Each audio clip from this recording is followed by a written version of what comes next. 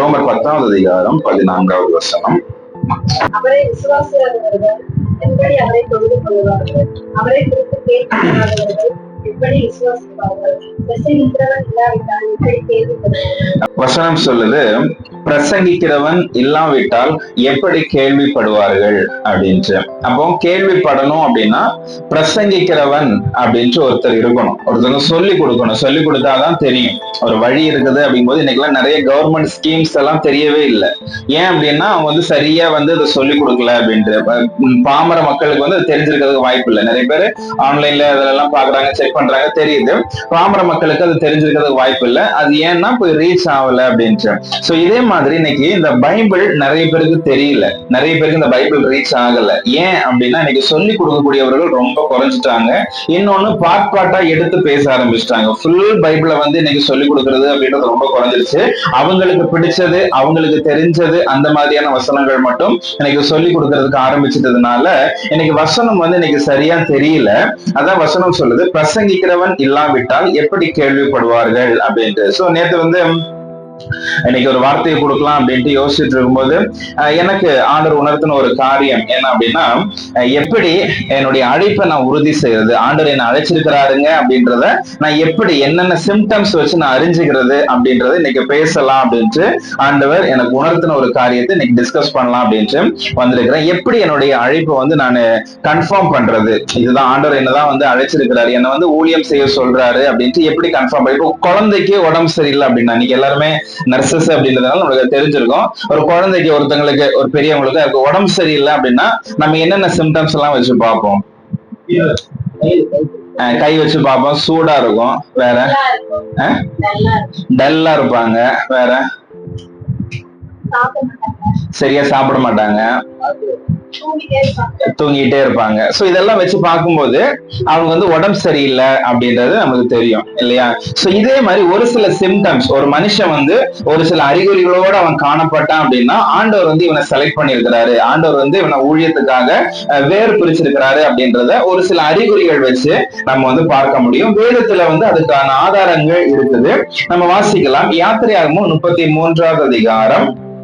11 இங்க ஒரு மனுஷனை நம்ம பாக்குறோம். இந்த மனுஷனை ஆண்டவர் வந்து ஃபியூச்சர்ல அவர் ஒரு ஊழியக்காரனா எடுத்து பயன்படுத்துறாரு.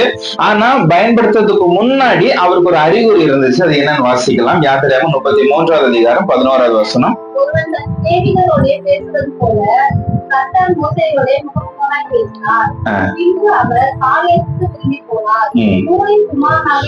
நூனின் குமாரனாகிய யோசுவா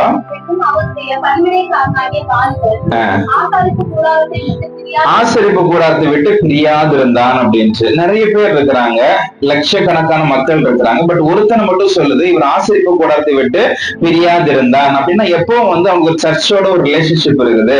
எங்க போனாலும் அவங்க வந்து அவங்க அம்மா தேடுறாங்க, இல்ல அவங்க வந்து சொந்தக்காரங்க யாரோ பாக்குறாங்க, எங்க பிள்ளைய காணுமே அப்படின்னு சர்ச்சில் போய் உட்காந்துட்டு இருக்கிறாரு. இயேசு கிறிஸ்துக்கு இந்த ஒரு சிம்டம்ஸ் இருந்துச்சு. வந்து எல்லாரும் வந்து ஒரு ஃபங்க்ஷனுக்காக வந்திருக்கிறாங்க. வந்து முடிச்சுட்டு போகும்போது இயேசு கிறிஸ்துவ மட்டும் காணல. 3 நாளைக்கு அப்புறமேட்டு தேடுறாங்க, எங்கப்பா இயேசுவை காணுமே அப்படின்ட்டு.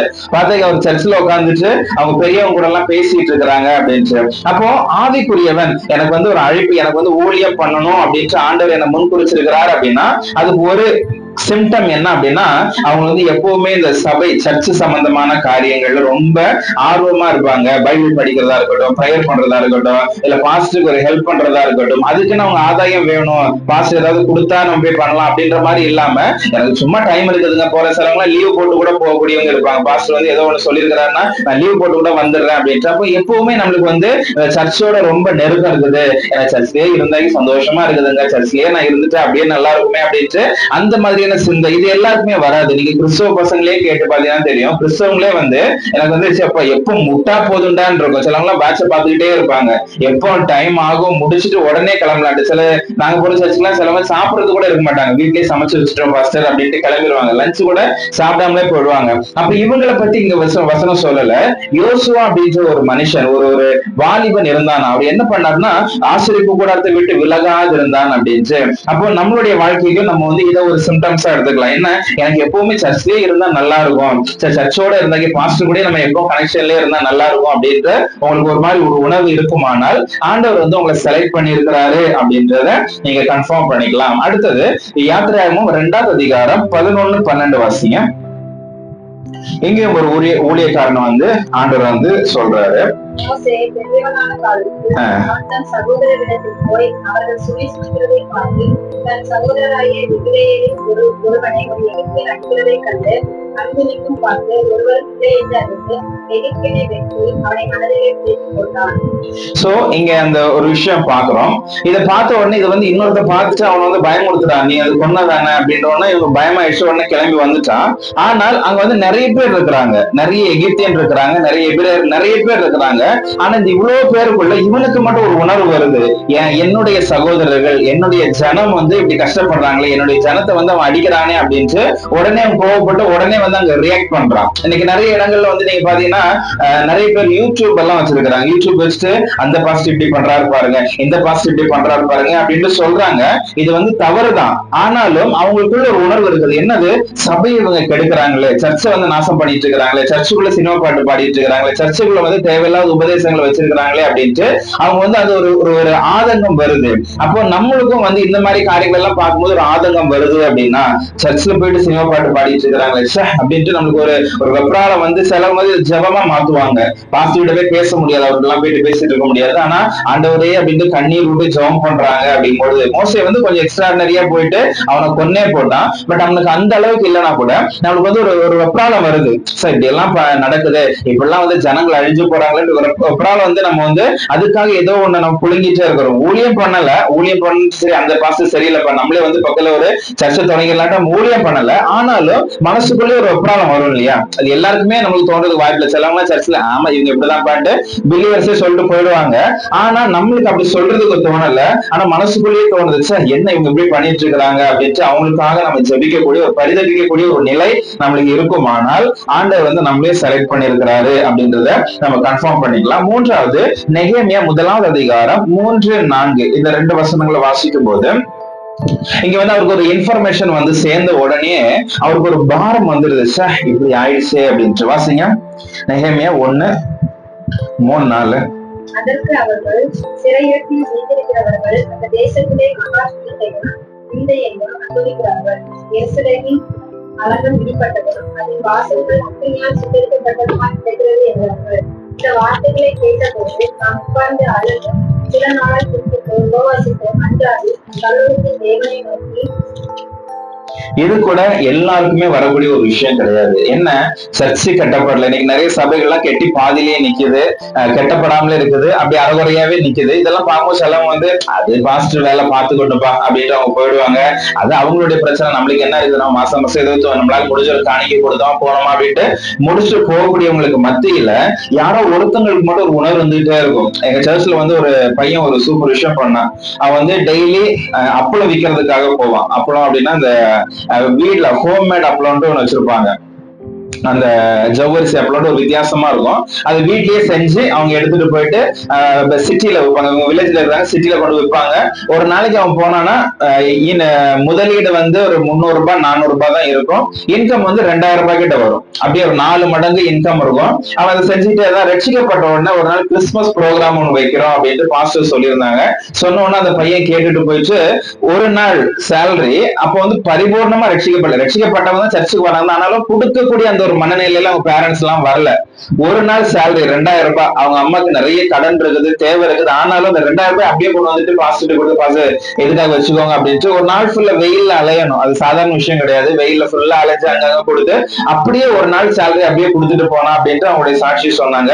சோ இது எல்லாருக்குமே வரக்கூடிய ஒரு விஷயம் கிடையாது. இது ஒரு சிலருக்கு மட்டும்தான் அந்த பாரம் இருந்துகிட்டே இருக்கும். இங்க நெகேமியாவுக்கு ஒரு வார்த்தை சொல்லப்படுது, இப்படி எல்லாரையும் அடிமையா கூட்டு போயிட்டாங்க. மீண்டவர்கள் வந்து அந்த தேசத்துல மகா தீங்கையும் நிந்தையும் சர்ச்சையும் அனுபவிக்கிறார்கள். மிஞ்சி இருக்கிறவங்க ரொம்ப கஷ்டப்பட்டுட்டு இருக்கிறாங்க.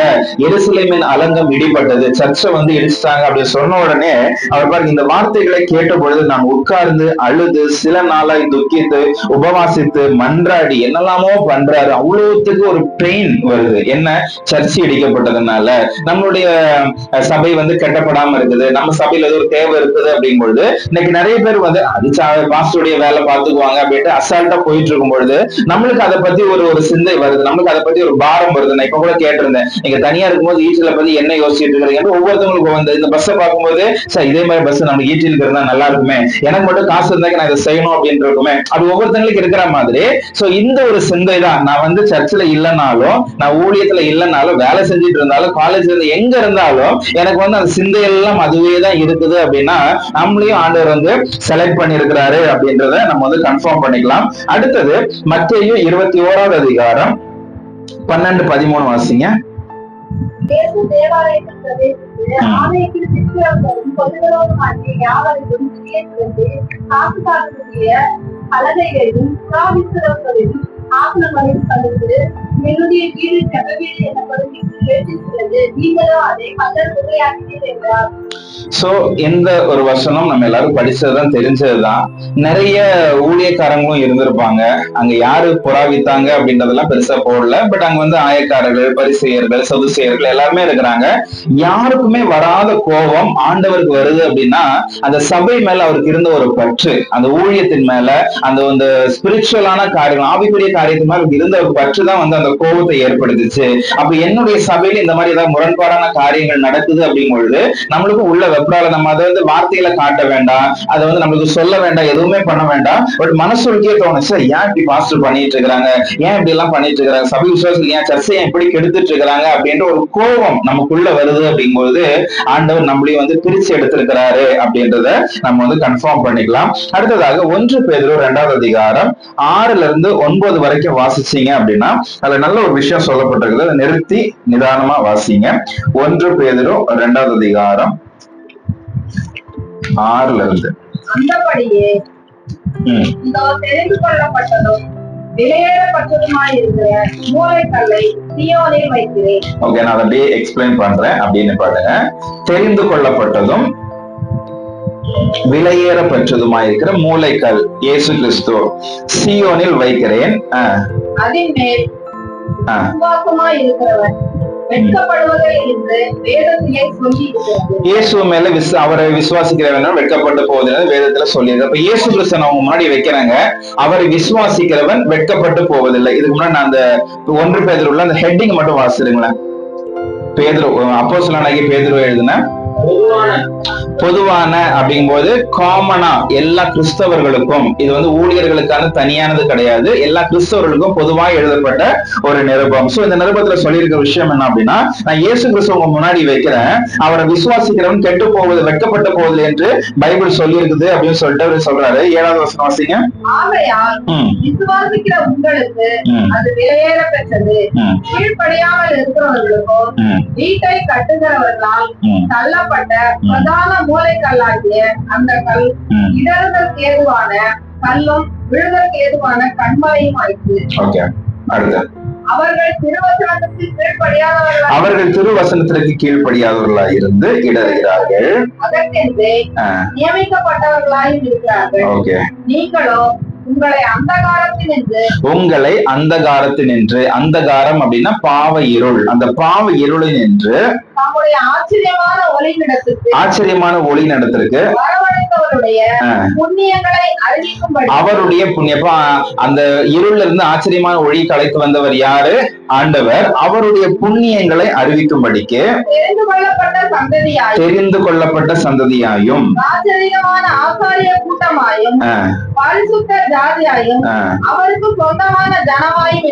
இதுல நிறைய டைட்டில் வந்து கொடுக்குறாங்க ஒவ்வொருத்தவங்களுக்கும் தனிப்பட்ட விதத்துல.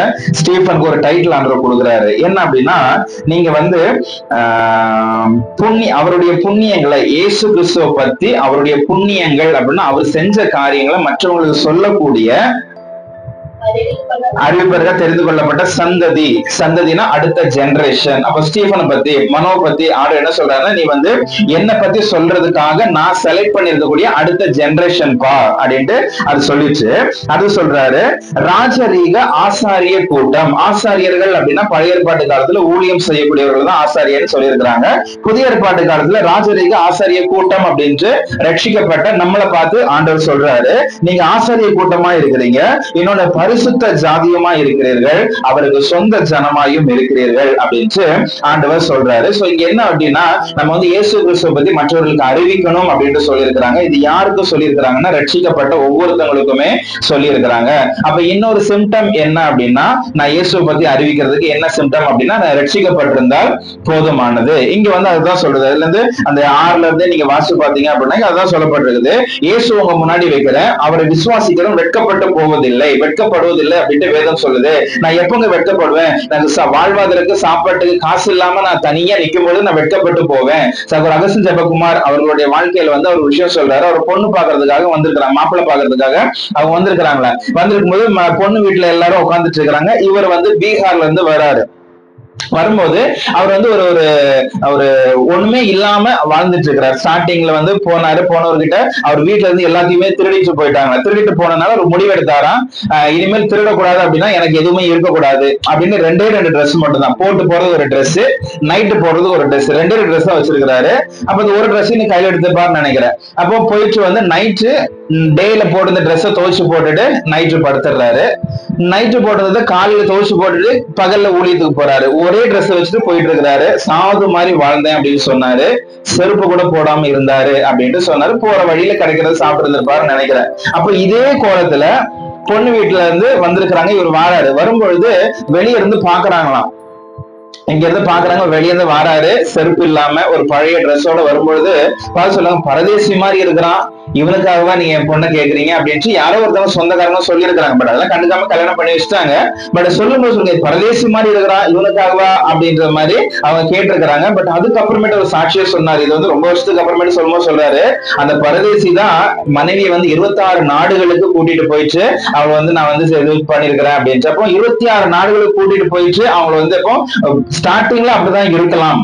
நம்மளுடைய ஊழிய பாதை வந்து ஸ்டார்டிங் வந்து ஒண்ணுமே இல்லாம இருக்கலாம், கஷ்டமா தான் இருக்கலாம். ஆனாலும் இந்த வசனம் சொல்லுது, அவரை விசுவாசிக்கிறவன் வெட்கப்படுவதில்லை. ஸ்டார்டிங்ல வெட்கப்படுற மாதிரி தெரியலாம். பூமியில நடக்கக்கூடிய எதுவுமே பெர்மனண்டான ஒரு விஷயம் கிடையாது.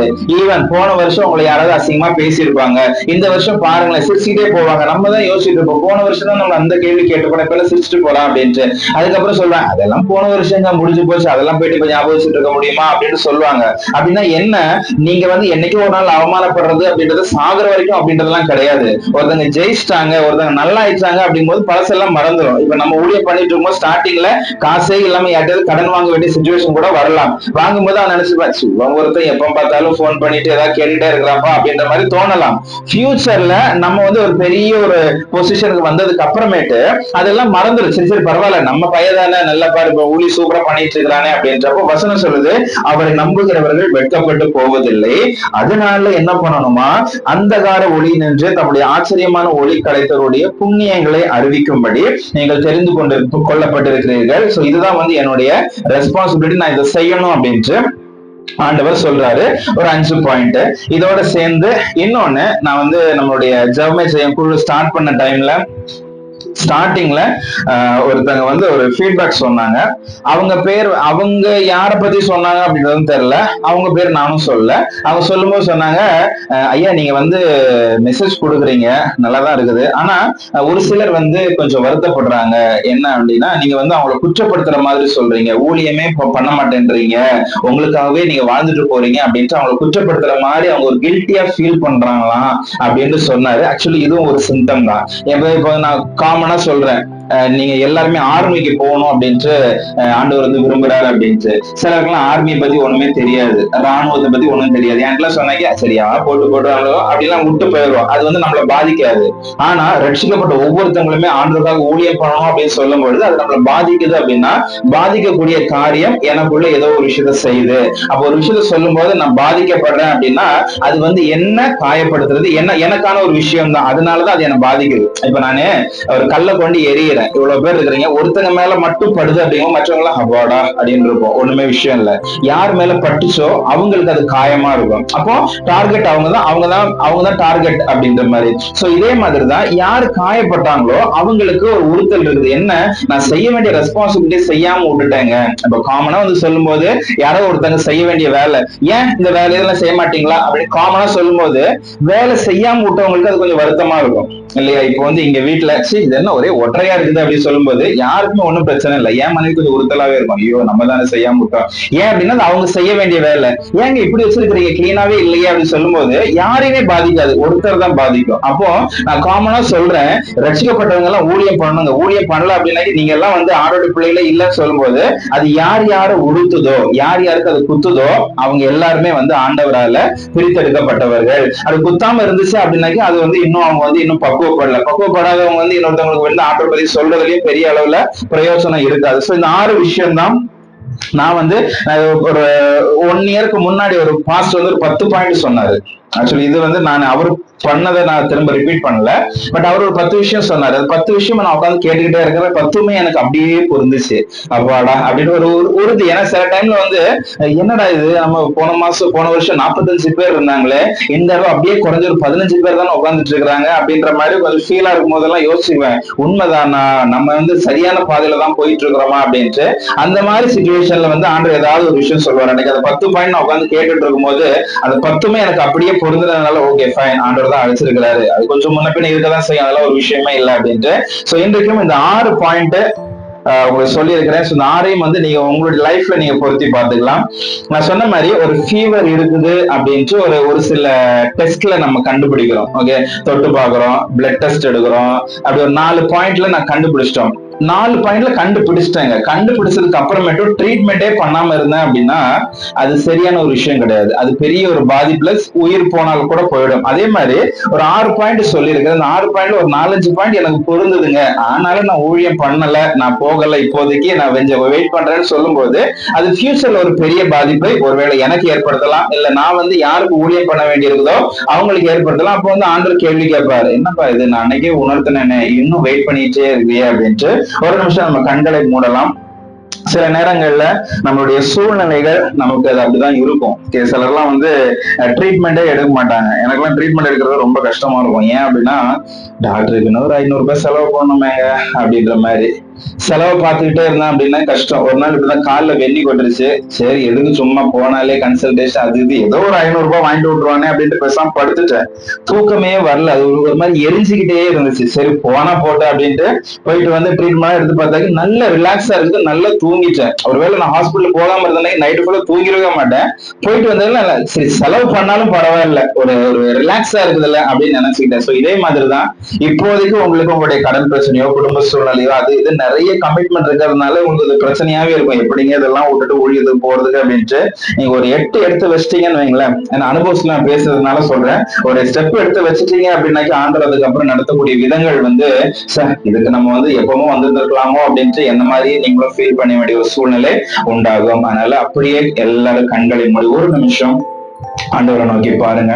ஆண்டவரே, சொன்ன விஷயத்துல நிறைய பாயிண்ட் எனக்கும் கொஞ்சம் ஒத்து போகுது. ஆண்டவரே, என்னாலயும் சில விஷயங்கள் எல்லாம் எங்க சபையில் நடக்கக்கூடியதை பார்த்துக்கிட்டு என்னால இருக்க முடியல, என்னாலயும் வந்து சில விஷயங்கள் எல்லாம் தாங்கிக்க முடியல, ஆனாலும் ஊழியம் பண்றதுக்கு என்னால இப்போதைக்கு முடியல ஆண்டவரே அப்படின்ட்டு நீங்க ஏதாவது ஒரு விஷயங்கள் உங்களுடைய வாழ்க்கையில இருக்குமானால் ஒரு நிமிஷம் நீங்க அந்த கல்வாரி சிலுவையை நோக்கி பாருங்க. அவராலையும் அது முடியாம தான் இருந்துச்சு. பிதாவே உமக்கு சித்தமானால் இந்த பாத்திரம் என்னை விட்டு நீங்கும்படி செய்யும் அப்படின்ட்டுதான் ஆண்டவர் ஜெபம் பண்ணி, எனக்கு இந்த சிலுவை பாடு வேண்டாம் ஆண்டவர் என்றுதான் அவரு ஜெபம் பண்ணாரு. ஆகிலும் என்னுடைய சித்தப்படி அல்ல உம்முடைய சித்தப்படியே ஆகட்டும் ஆண்டவரே அப்படின்ட்டு கடைசியில் ஒப்பு கொடுத்ததுக்கு அப்புறமேட்டு தான் அவர் வந்து சந்தோஷமா அவருடைய சிலுவை பாடுகளை முடிச்சாரு. சில விஷயங்கள் நம்மளுக்கு அக்செப்ட் பண்ணிக்க முடியாததா தான் இருக்கும். இந்த வயசுலயே வா, இப்பவுமே வா, இவ்வளவு கடனை வச்சுக்கிட்டா அப்படின்ட்டு நிறைய கேள்விகள் நமக்கு முன்னாடி இருந்துகிட்டே தான் இருக்கும். ஆனாலும் அதையெல்லாம் பார்க்காம ஆண்டவரே என்னுடைய சித்தப்படி அல்ல உம்முடைய சித்தப்படியே என்னை ஒப்பு கொடுக்கிறேன் அப்படின்ட்டு சொல்லும் பொழுது ஆண்டவர் பெரிய காரியங்களை நம்முடைய வாழ்க்கையில செய்வார். இது வந்து ஊழியத்துக்கு வராதவர்களுக்கு வந்தவர்களுக்கு அப்படின்லாம் கிடையாது. ஊழியத்துல செஞ்சுட்டு இருக்கக்கூடியவர்களும் அடுத்த ஸ்டெப் எடுத்து வைக்கிறதுக்கு, இன்னும் கொஞ்சம் பெரிய காரியங்களை செய்வதற்கு, இன்னும் பெரிய விஷயங்களை செய்வதற்கு அது ஏதுவா இருக்கும் அப்படின்ட்டு நான் விசுவாசிக்கிறேன். எல்லாரும் அப்படியே கண்களை மூடி ஒரு நிமிஷம் Thank you, Jesus God. நீ பேசாவிடில் கற்கள் பேசும். நீ இல்லாவிடில் வேறு யாரோ, நீ பேசாவிடில் கற்கள் பேசும். நீ இல்லாவிடில் வேறு யாரோ, மனம் திரும்பு உலகத்தை விட்டு, மனம் திரும்பு உலகத்தை விட்டு, செயல்பட்டால் இன்றே மகிழுவாய் அன்றே, செயல்பட்டால் இன்றே மகிழுவாய் அன்றே. விசுவாசியே நினைத்து பார், நிலைப்பவைகளை நாடு, நித்திய ஜீவன் பெற